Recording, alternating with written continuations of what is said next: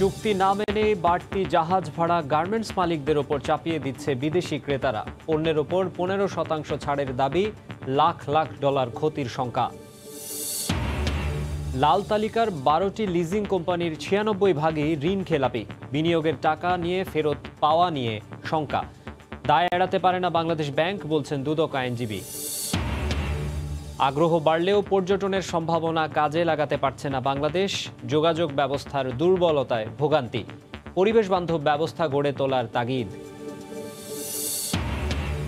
জলাবদ্ধতা, চাঁদপুরে মেঘনা ধনাগোদা সেচ প্রকল্পের গলার কাটা।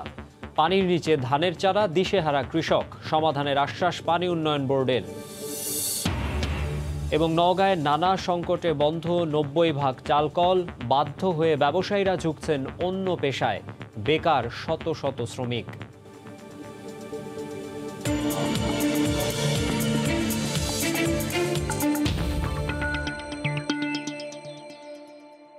দেখছিলেন শিরোনাম। আমন্ত্রণ জানাচ্ছি দেশ ও দেশের বাইরের অর্থ বাণিজ্যের নানা খবর নিয়ে আমাদের নিয়মিত আয়োজন এই সময়ের বাণিজ্যে আপনাদের সঙ্গে আছি আমি মাকসুম আলম খান। জাহাজ ভাড়া বেড়ে যাওয়ার অজুহাতে এবার গার্মেন্টস মালিকদের কাছ থেকে পণ্যের দামের ওপর 10 থেকে 15% হারে ছাড় দাবি করেছেন বিদেশি ক্রেতারা। অথচ চুক্তি অনুযায়ী জাহাজ কিংবা কন্টেইনার ভাড়া গার্মেন্টস মালিকদের পরিশোধ করতে হয় না। বিদেশি ক্রেতাদের এমন অবস্থানে লাখ লাখ মার্কিন ডলার ক্ষতির মুখে পড়তে যাচ্ছেন বাংলাদেশের ব্যবসায়ীরা।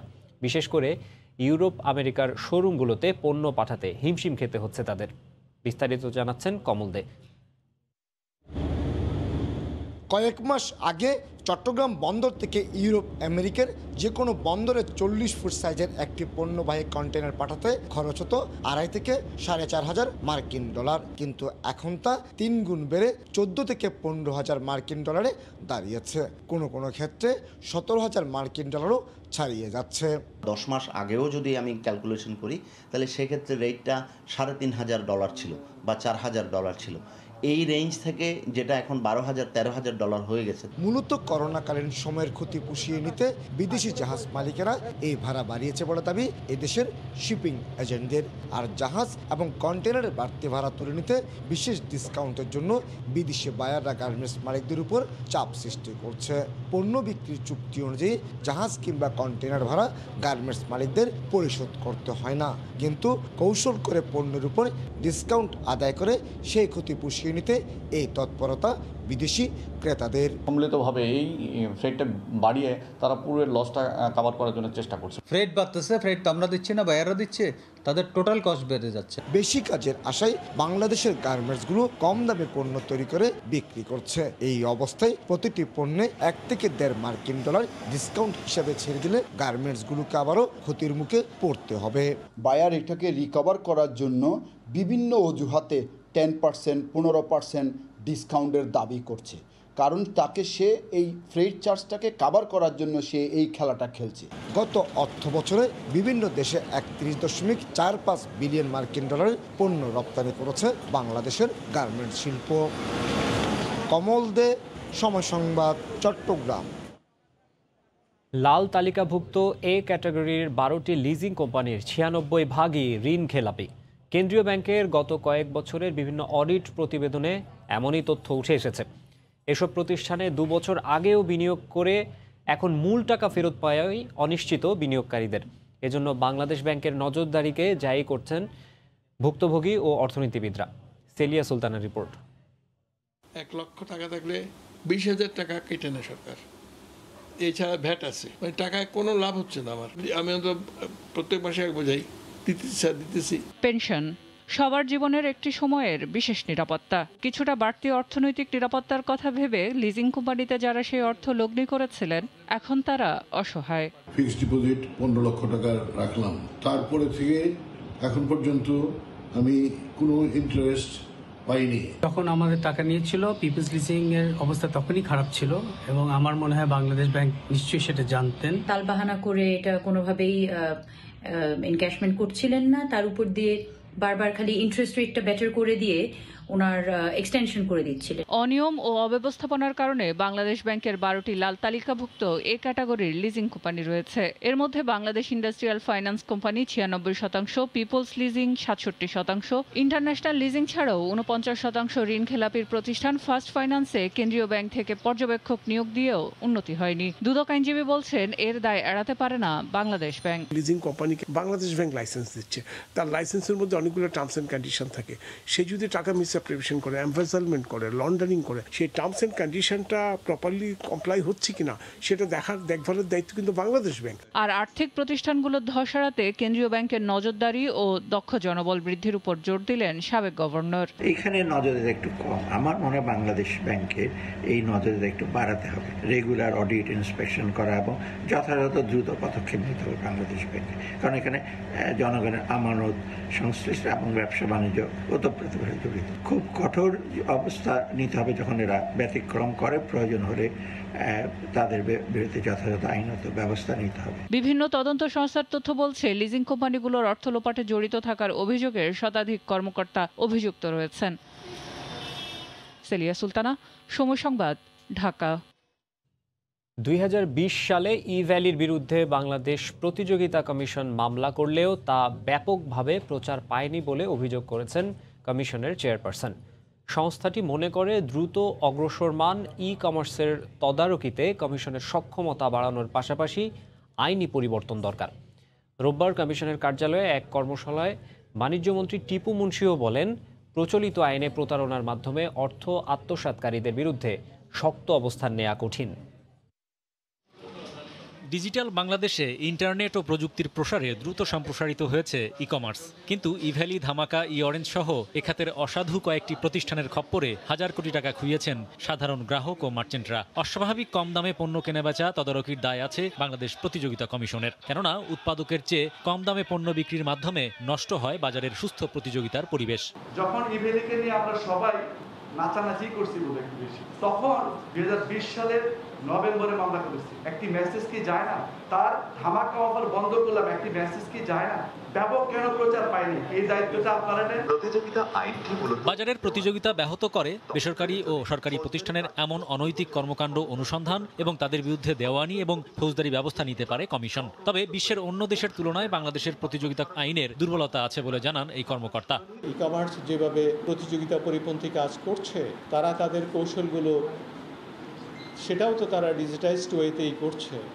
তো সেখানে আমরা কতটুকু সক্ষম, এটা আমাদের জন্য একটা চ্যালেঞ্জ। দেশে বর্তমানে 30,000 উদ্যোক্তা ই কমার্সের সাথে যুক্ত, তাই ইভ্যালির মতো কয়েকটি প্রতিষ্ঠানের জন্য তারা যেন ক্ষতিগ্রস্ত না হয় সে বিষয়টি মাথায় রেখেই সরকার কাজ করছে বলে জানান বাণিজ্যমন্ত্রী। এই ধরনের ফোর্জারি আপনারা যদি লক্ষ্য করেন, দেখবেন যে 420-তে ধরা তাদেরকে অ্যারেস্ট করা যাবে যারা এইসব চিট করে মানুষ। 420 এমন একটা ধারা যাতে বেল নিয়ে চলে যাবে, তাদের কিন্তু জামিন দিয়ে দিতে হবে। এই জন্য আইনেরও বদলের কথা বলা হয়েছে, আমরা আইনমন্ত্রীকেও। ডেস্টিনি যুবকের বর্তমান সম্পদ মূল্য বিবেচনায় নিয়ে ক্ষতিগ্রস্তদের 50% ক্ষতিপূরণ দেওয়া সম্ভব বলে মনে করেন মন্ত্রী। তবে তার জন্য দরকার হবে বিভিন্ন মন্ত্রণালয় ও বিচার বিভাগের সমন্বিত উদ্যোগ। যদি আমরা এটা বিক্রি করে মানুষকে কম্পেনসেট করতে পারি, কিন্তু সেটা আমরা চাইলেই পারবো না, আদালত সেটা। হরিপদ সাহা, সময় সংবাদ, ঢাকা। কাল থেকে বিমানবন্দরে RT-PCR ল্যাবে পুরোদমে শুরু হবে প্রবাসীদের করোনা পরীক্ষা। এই মুহূর্তে হযরত শাহজালাল আন্তর্জাতিক বিমানবন্দরে আছেন রিপোর্টার কাজল আব্দুল্লাহ। সরাসরি যাচ্ছি তার কাছে। কাজল, মাকসুম, শাহজালাল বিমানবন্দর বড়চরে যে এখানে যে ল্যাব বসানো হয়েছে তা কিন্তু হতাশার মাঝে আশার আলো হিসেবেই দেখছেন সংযুক্ত আরব আমিরাতে যেসব প্রবাসী বাংলাদেশি সেখানে বসবাস করেন, কিংবা ব্যবসায়িক কাজে কিংবা যাত্রী কিংবা যারা যে কাজে যান তাদের মাঝে। সেক্ষেত্রে টানা 4 দিনের কিন্তু ব্যবধানে ল্যাবের যে চূড়ান্ত কার্যক্রম সেটি কিন্তু শেষ হয়েছে এবং একইভাবে গতকাল 96 জনের নমুনা পরীক্ষামূলকভাবে সবশেষ কিন্তু ট্রায়াল রানও দেওয়া হয়েছে।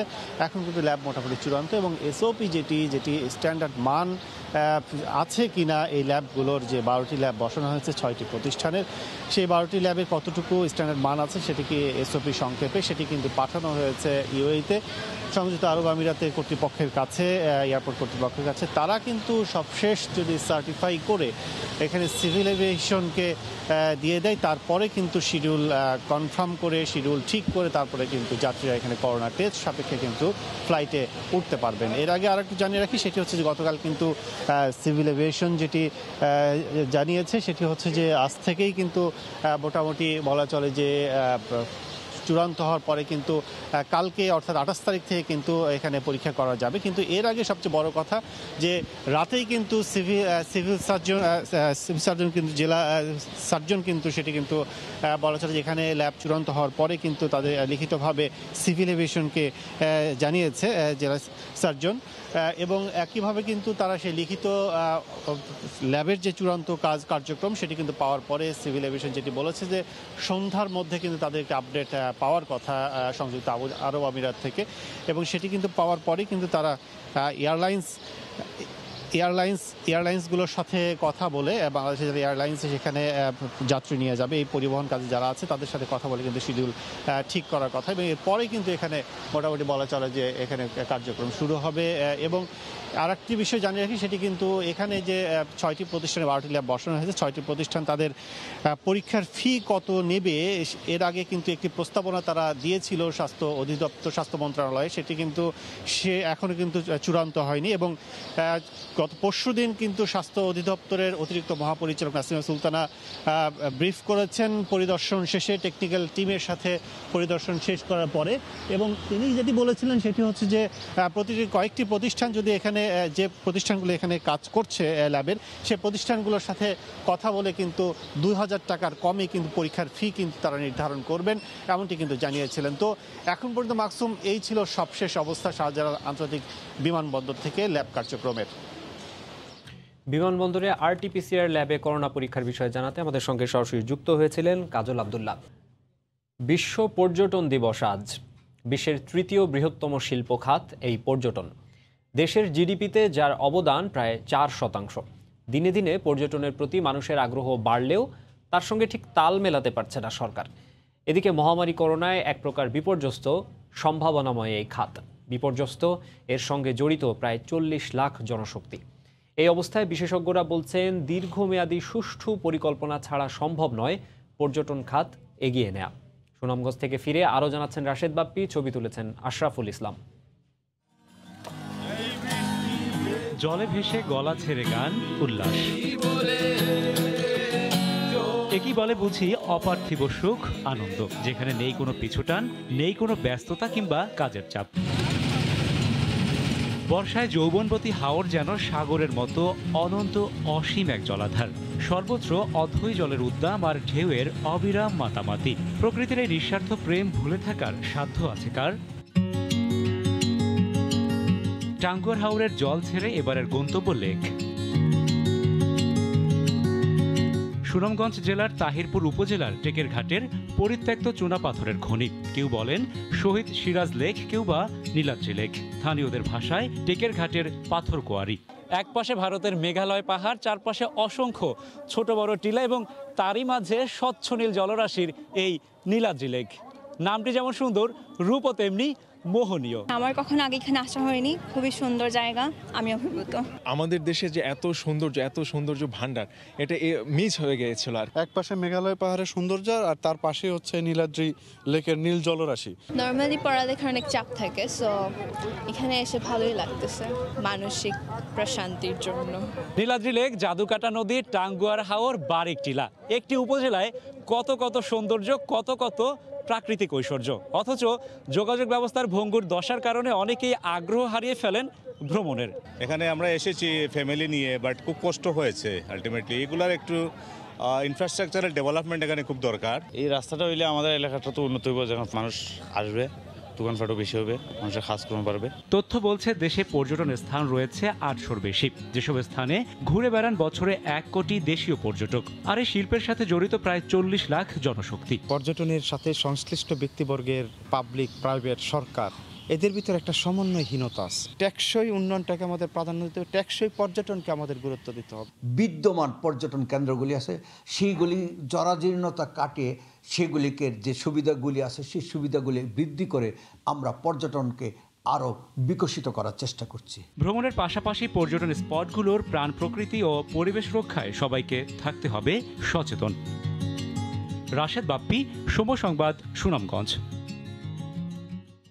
সিলেটের পর্যটন কেন্দ্রগুলোতে বাড়ছে পর্যটক সমাগম। এই মুহূর্তে সিলেটের সাদা পাথর পর্যটন কেন্দ্রে আছেন সহকর্মী ইকরামুল কবির। সরাসরি চলে যাচ্ছি তার কাছে। ইকরাম। ধন্যবাদ মাকসুম। অত্যন্ত মনোরম পরিবেশে বলা যায় একেবারে প্রাকৃতিক সৌন্দর্য উপভোগ করার জন্য সিলেটের এই ভোলাগঞ্জ সাদা পাথর পর্যটন কেন্দ্রে মানুষের ঢল নেমেছে। আজকে বিশ্ব পর্যটন দিবসকে উপভোগ করার জন্য বিভিন্ন জায়গা থেকে বাংলাদেশের বিভিন্ন প্রান্ত থেকে এখানে এসে জড়ো হয়েছে। আজকে যারা পর্যটক হিসেবে এখানে এসে তাদের কিছু কিছু বাড়তি সুযোগ সুবিধা রয়েছে বা বাড়তি প্রাকৃতিক সৌন্দর্য দেখার একটি সুবিধা রয়েছে।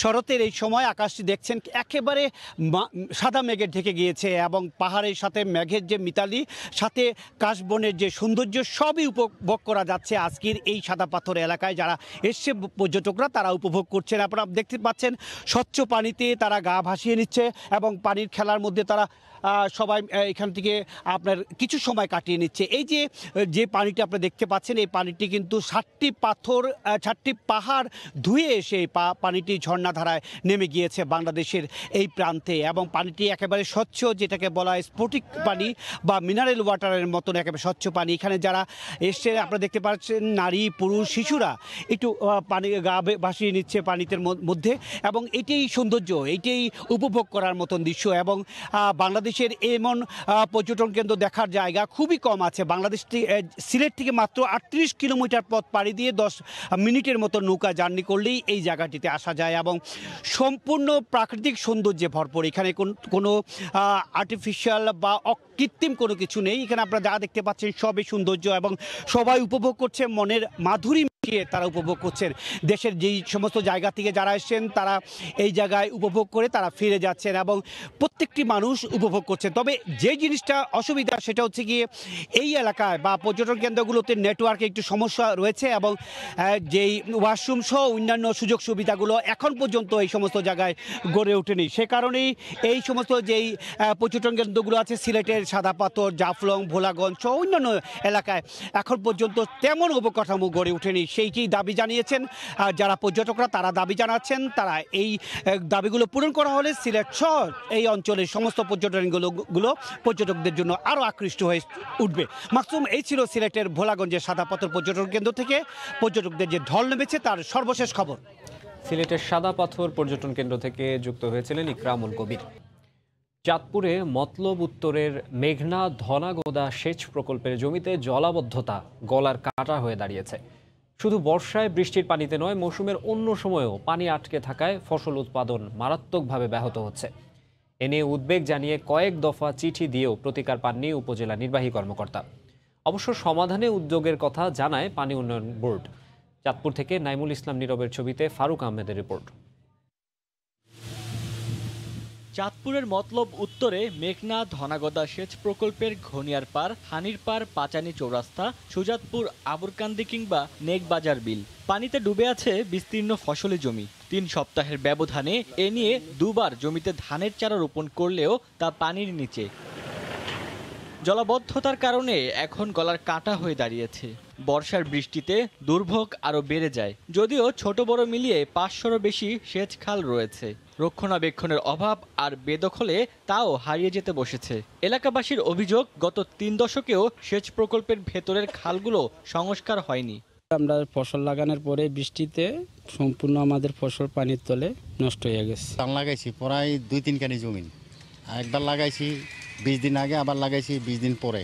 অনেকটাও শেষ হয়ে যাইতেছে। বৃষ্টি হলে বৃষ্টি পানি নামতেছে না, নামার কোনো জায়গা নেই, রাস্তা নাই। এই পানি না কমার কারণ হচ্ছে আপনার এই যে খালমাল ভরাট হয়ে গেছে, খাল খনন হয় না। উপজেলা প্রশাসন জানায় দুর্ভোগের কথা জানানো হয়েছে কর্তৃপক্ষকে, আর জলাবদ্ধতার কথা স্বীকার করে নতুন পরিকল্পনার কথা জানায় পানি উন্নয়ন বোর্ড। কৃষকের এই দুর্ভোগ দূর করার জন্য আমি গত একাধিকবার আমি মেঘনা ধনাগদা সেচ প্রকল্পের যে নির্বাহী প্রকৌশলী তাকে চিঠি দিয়েছি। পরিকল্পিতভাবে বাড়িঘর এবং রাস্তাঘাট নির্মাণের ফলে বর্তমানে জলাবদ্ধতা দেখা দিয়েছে এবং এটি নিরসনের জন্য আমরা একটি মন্ত্রণালয় ডিবি প্রণয়ন করে সাবমিট করেছি। ফসল উৎপাদন এবং বন্যার কবল থেকে রক্ষায় 1987 সালে 17,500 হেক্টর এলাকা জুড়ে মেঘনা ধনাগদা সেচ প্রকল্প স্থাপিত হয়। এতে 66 কিলোমিটার বন্যা নিয়ন্ত্রণ বাঁধ ছাড়াও পানি নিষ্কাশনের জন্য 2টি পাম্প হাউস রয়েছে। সময় সংবাদ, চাঁদপুর। দেশের অন্যতম ধান উৎপাদনকারী জেলা নওগাঁয় ধুকে ধুকে চলছে চাল কলগুলো। নানা সংকটে ইতোমধ্যে 90% রাইস মিল বন্ধ হয়ে গেছে। লোকসানের দেনা এড়াতে অনেক ব্যবসায়ী মিল বিক্রি করে বিকল্প ব্যবসায় ঝুঁকছেন। ব্যবসায়ীরা বলছেন, প্রতিযোগিতার বাজারে টিকতে না পেরে গুটিয়ে নিচ্ছেন ধান চালের কারবার। একের পর এক মিল বন্ধ হওয়ায় বেকার হয়ে পড়ছেন শ্রমিকরা। নওগাঁ থেকে MR রকির রিপোর্ট, ক্যামেরায় ছিলেন রকিবুল ইসলাম। বছরের 3 মৌসুমে নওগাঁ জেলায় ধান উৎপাদন হয় 28 লাখ মেট্রিক টন। এসব ধান মাঠ থেকে হাট ঘুরে চলে যায় রাইস মিলে। ধান চালের কারবারকে ঘিরেই জেলা জুড়ে গড়ে ওঠে ছোট বড় অসংখ্য রাইস মিল। সরকারি ও বেসরকারি ব্যাংকের ঋণ সহায়তায় ধান চাল কেন্দ্রিক এসব প্রতিষ্ঠান গড়ে তোলার ক্ষেত্রে পরিবেশের নিয়মনীতি না মানা সহ রয়েছে নানা অভিযোগ। সুনির্দিষ্ট পরিকল্পনা ছাড়াই অসম গতিতে গড়ে উঠতে থাকে ধান কেন্দ্রিক মিল কলকারখানা। 55টি অটো ও 1200-র অধিক হাস্কিং মিল গড়ে ওঠে জেলায়। ব্যবসায়ীরা বলছেন, প্রতিযোগিতার দরে টিকতে না পারায় বেশিরভাগই প্রতিষ্ঠানগুলো এখন বন্ধ হয়ে গেছে। একসময় কর্মচঞ্চল এসব ধানের চাতাল বন্ধ হওয়ায় বেকার হয়ে পড়েছেন নারী ও পুরুষ শ্রমিক। অনেক মিল বন্ধ হয়ে গেছে, যেখানে 200-250 জন লোক কাজ করতো সেখানে এখন লোক নেই। আমাদের আশেপাশে তো মিল সব বিক্রি হয়ে যাচ্ছে, বন্ধ হয়ে যাচ্ছে, তাহলে আমরা লেবার কোথায় কাজ করবো? 80%-এর উপরেই মিল একদম বন্ধ হয়ে গেছে ধ্বংসের দ্বার প্রান্তে। একটা মিল 8 মেট্রিক টন বরাদ্দ, তার 1 দিন বা 2 দিনের প্রোডাকশন। 2 দিন 3 দিন চাতাল করব, এটা কিন্তু ব্যবসায় গিয়া না, অর্থাৎ হচ্ছে এটা বন্ধের মধ্যে পড়ে যায়। প্রতিযোগিতার বাজারে টিকতে না পারা সহ মিল চাতাল বন্ধ হওয়াকে সরকারের অধিক আমদানি নির্ভরতাকে দুষছেন ব্যবসায়ী নেতারা। যে পুঁজি হারিয়েছি সেটা আর ফিরে নিয়ে আসতে পারছি না, আমরা আমাদের ব্যবসার স্বাভাবিক কার্যক্রম আমরা আর ধরে রাখতে পারিনি। বাংলাদেশ ব্যাংকে কিন্তু হিসাব আছে যে অটো রাইস মিল বা হাস্কিং মিল কতগুলো আছে, তারা কি পরিমাণ টাকা নিয়ে রাখছে, হ্যাঁ, তাদের কোন কোন মিলগুলো লস করছে, তাদের টাকা দেওয়া যাবে কিনা বা দিলে কিভাবে আগানো যাবে। আমার মনে হয় সরকারি একটা পলিসি বড় দরকার। মিল মালিক সমিতির তথ্য মতে জেলায় প্রায় 2500 ব্যবসায়ী ধান ও চাল কারবার করেন। এসব ব্যবসায়ীর কাছে সরকারি ও বেসরকারি ব্যাংকের বিনিয়োগ রয়েছে অন্তত 5000 কোটি টাকা। MR রকি, সময় সংবাদ, নওগাঁ। হবিগঞ্জের বিষমুক্ত দেশীয় সবজির সবচেয়ে বড় পাইকারি বাজার বসে কোর্ট স্টেশন এলাকায়। ভোরের আলো ফোটার সঙ্গে সঙ্গে জমি থেকে সবজি সংগ্রহ করে এই বাজারে নিয়ে আসেন কৃষকরা। বর্তমানে সবজির সরবরাহ ভালো, কিন্তু দামও বেশি। তবে সরবরাহ বাড়লেই দাম কমে আসবে বলে জানিয়েছেন ব্যবসায়ীরা। রাশেদ আহমেদ খানের তথ্য ও ছবি নিয়ে রিপোর্ট। হবিগঞ্জের কোর্ট স্টেশন এলাকার চাষি বাজার এটি। হরেক রকমের সবজির পসরা সাজিয়ে বসেছেন ব্যবসায়ীরা। পাওয়া যাচ্ছে আলু, পটল, চিচিঙ্গা, শাকসহ নানা ধরনের সবজি। দূর দূরান্তের পাইকার ও সাধারণ ক্রেতারা যাচ্ছেন এসব সবজি কিনতে। বাজারে বিষমুক্ত সবজির সরবরাহ বেশি, সেই সঙ্গে দামও বেশি। তবে জায়গা কম থাকায় কেনাবেচায় সমস্যা হয় বলে জানান আড়তদাররা। ক্ষেতের উৎপাদিত ফসল নিয়ে এখানে আসি, বিষমুক্ত এবং ন্যায্য মূল্য এখানে পাওয়া যায়। কমে যাব, এখন নয়া মাল ভরবো, কথা বলছি না, আস্তে আস্তে কমে যাব। আনাজের দাম একটু বেশি, টমেটো বিঘে 60, মরিচ 120, পটল 35, লাল শাক বিঘে আপনার 30। এই বাজারের পরিকল্পিত উন্নয়ন করা হলে আরো বেশি ক্রেতা বিক্রেতা আসবেন বলে আশা করেন ব্যবসায়ী সমিতির নেতা। জায়গার স্বল্পতার জন্য অনেক কৃষক আইসা মাল নিয়ে বসতে পারে না, জায়গা পায় না, তখন সমস্যা হয়।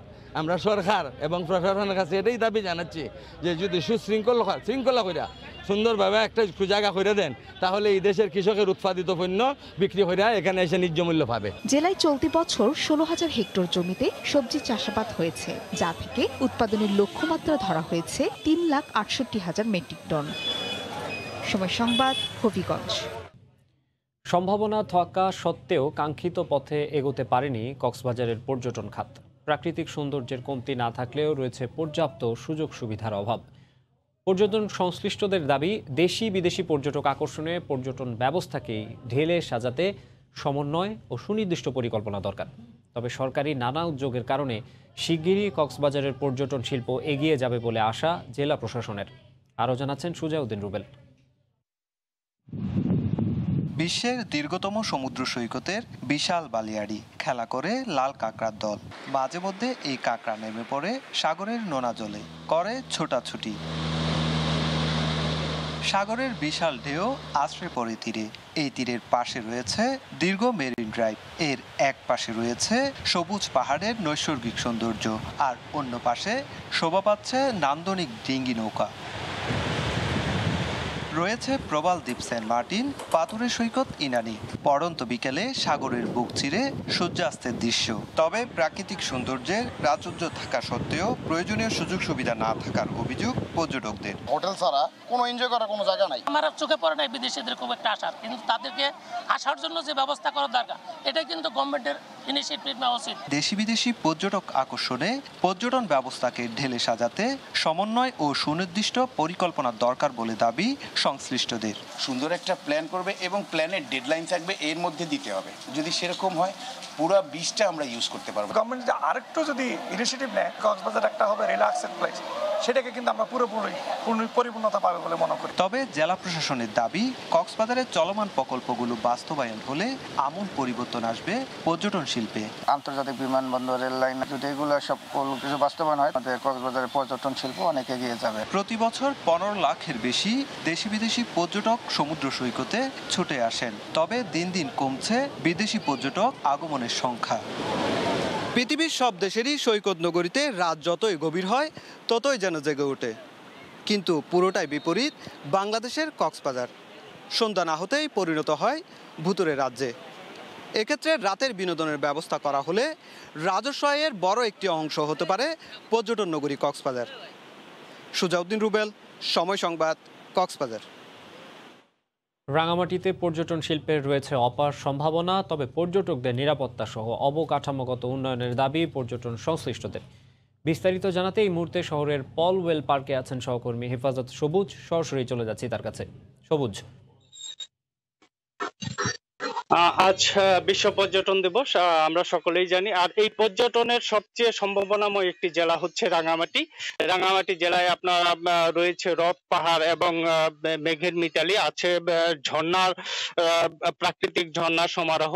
অথচ রাঙামাটি এই পার্বত্য জেলায় সুনির্দিষ্ট পরিকল্পনার অভাবেই এই পর্যটন শিল্পের বিকাশ হচ্ছে না বলে মনে করছে স্থানীয়রা। পর্যটন শিল্পের সাথে জড়িত ব্যবসায়ীদের সাথে আমরা কথা বলেছিলাম, তারা যে কথাটি আমাদেরকে জানিয়েছেন সেটা হলো যে এখানকার অবকাঠামোগত উন্নয়ন, যোগাযোগ ব্যবস্থা সব দিক থেকে আসলে এক ধরনের পিছিয়ে থাকার কারণে রাঙামাটির এই যে অপার সম্ভাবনা, প্রকৃতি যে এখানে তার নিজ হাতে উন্মুক্ত করে দিয়েছে তার সৌন্দর্যকে, তার রূপে, সেটা আসলে উপভোগ করতে এখানে পর্যটকরা আসতে পারছেন না, বা তারা যেভাবে আসার কথা সেভাবে তারা আসছে না। দীর্ঘ সময় পর্যন্ত এখানে আসলে অবকাঠামোগত তেমন কোনো উন্নয়ন ঘটেনি পর্যটন ক্ষেত্রে। শুধুমাত্র এই যে আমরা এখন অবস্থান করছি পলওয়েল পার্কে, এই পার্কটিতে আসলে আধুনিকভাবে সজ্জিত করা হয়েছে, যে কারণে পর্যটকদের অন্যতম আকর্ষণীয় কেন্দ্রবিন্দু হয়ে দাঁড়িয়েছে এই পলওয়েল পার্ক। এই ধরনের আরো অধিকতর পার্ক বা যে প্রাকৃতিক সৌন্দর্যগুলো আছে এগুলো যদি তারা ব্যবস্থাপনায় নিতে পারে তাহলে হয়তো এখানকার পর্যটন শিল্প আরো এগিয়ে যাবে। পার্বত্য জেলা সমূহের যে পার্বত্য জেলা পরিষদ এখানে পর্যটন বিকাশের জন্য পরিকল্পনা গ্রহণ করার কথা রয়েছে পার্বত্য চুক্তির আলোকে। তাদের প্রবিধানের প্রণয়ন হয়নি বিধায় এখনো পর্যন্ত পর্যটন শিল্পে কাজ করতে পারছে না বলে আমাদেরকে জানিয়েছে জেলা পরিষদ। তো এই ছিল আমার রাঙামাটির পর্যটন শিল্প নিয়ে সর্বশেষ। রাঙামাটির পর্যটন শিল্প বিষয়ে জানাচ্ছিলেন হেফাজত সবুজ। প্রধানমন্ত্রী শেখ হাসিনার জন্মদিন উপলক্ষে রাজধানীর বঙ্গবন্ধু এভিনিউতে আওয়ামী লীগ কার্যালয়ে আলোচনা সভায় কথা বলছেন দলের সাধারণ সম্পাদক ওবায়দুল কাদের। সরাসরি যাচ্ছে সেখানে। আজকে দীর্ঘদিনের অমীমাংসিত সীমান্ত সমস্যা শান্তিপূর্ণ সমাধান হয়েছে। বিনিময় হয়েছে যুগ যুগ ধরে ঝুলে থাকা ছিটমহল। তার হাত ধরে বিক্ষুব্ধ পার্বত্য অঞ্চলে বইছে শান্তির পারাবত। তিনি আছেন বলে আমরা জয় করেছি সুনীল সমুদ্র সীমা। দ্বার খুলেছেন সম্ভাবনাময় ব্লু ইকোনমি। তিনি আছেন বলে আমাদের স্বপ্নের ডানা আকার ছাড়িয়ে মহাকাশে স্যাটেলাইট যুগে তিনি আছেন বলে পারমাণবিক বিশ্বের নতুন সংযোজন বাংলাদেশ। তিনি আছেন বলে বাংলাদেশে যুদ্ধাপরাধীদের বিচার সম্পন্ন করতে পেরেছি, আমরা কলঙ্কমুক্ত হতে পেরেছি। শেখ হাসিনা এসেছেন বলেই বঙ্গবন্ধু হত্যার বিচার সম্পাদন করে জাতি পাপ মুক্ত হয়েছে। শেখ হাসিনা এসেছিলেন বলেই দেশের অবরুদ্ধ গণতন্ত্র শৃঙ্খল মুক্ত হয়েছে। শেখ হাসিনা এসেছেন বলেই আজ বাংলাদেশে যেদিকে তাকান উন্নয়ন আর উন্নয়ন, উন্নয়ন আর অর্জনে সারা বাংলাদেশ আজকে এক আলোকিত ডিজিটাল বাংলাদেশ। শেখ হাসিনা ক্ষমতায় আছেন বলেই বাংলার প্রতিটি ঘরে আজকে শতভাগ বিদ্যুতের আলো জ্বলছে। শেখ হাসিনা ক্ষমতায় আছেন বলে বিশ্বব্যাংক ফান্ডিং থেকে সরে গিয়ে আমাদেরকে কুয়াশার মধ্যে ঠেলে দিতে চেয়েছিল। সে বিশ্বব্যাংকে তিনি সেই সাহসী নেত্রী অসম সাহসে বিশ্বব্যাংকে বলেছিলেন, তোমরা আমাকে চোর অপবাদ দিয়ে পদ্মা সেতু থেকে সরে দাঁড়াচ্ছ, আমি আমার নিজের দেশের রিসোর্স দিয়ে আমি পদ্মা সেতু তৈরি। মাইলোর সঙ্গে তরুণদের খেলার মাঠে আহ্বান জানিয়েছেন তামিম ইকবাল। স্বাস্থ্যবিধি মেনে শিক্ষার্থীদের খেলাধুলার বিষয়ে উৎসাহিত করতে বাংলাদেশ ক্রিকেট দলের ওয়ানডে ক্যাপ্টেন তামিম ইকবাল এবার দল বেঁধেছেন বিশ্বের 1 নম্বর কোকো মল্ট বেভারেজ মাইলোর সঙ্গে। মাইলোর ব্র্যান্ড অ্যাম্বাসেডর হিসেবে নেসলে বাংলাদেশ লিমিটেডের পক্ষ থেকে স্কুলগুলোতে ক্রিকেট সামগ্রী উপহার দিয়েছেন তামিম ইকবাল। নেসলে বাংলাদেশ লিমিটেড এই অনুষ্ঠানে স্কুলগুলোতে ক্রিকেট সামগ্রী বিতরণের পাশাপাশি তাদের নতুন পণ্য মাইলো 3-in-1 বাজারজাতকরণের ঘোষণা দেয়।